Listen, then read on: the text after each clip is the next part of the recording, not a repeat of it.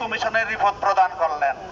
ওই রিপোর্ট পাওয়ার পরও বর্তমান সরকার আর কোনো কিছু করলেন না, বরং যারা এই পে কমিশনের ব্যাপারে দায়িত্বপ্রাপ্ত, যাদের কথা বলার সুযোগ আছে, যারা কার্যক্রম গ্রহণ করবেন, তারা কোনো কিছু না বলে কোন এক উপদেষ্টা কোথার থেকে অযাচিতভাবে বিভিন্ন মন্তব্য করার পরে ওইটাও আমাদের সম্পূর্ণ বুমেরাং হয়ে চলে গেছে।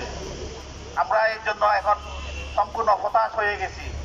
আমরা যেহেতু আমাদের আর বসে থাকার সুযোগ নাই, আমরা আমাদের যার যার অফিসে অবস্থান কর্মসূচি এবং বিক্ষোভ মিছিল করার জন্য আমরা কেন্দ্রীয়ভাবে সিদ্ধান্ত পেয়েছি।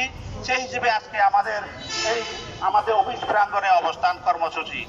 তো যাই হোক, আমরা কিন্তু আসলে যে জন্য এখানে অবস্থান করছি সেটা আমরা সকলে জানি।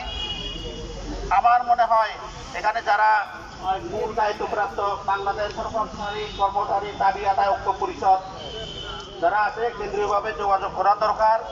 আমি মনে করি আমজাদ সাহেবকে আমি বিশেষভাবে অনুরোধ করব, আমরা এভাবে শুধু যার যার অফিস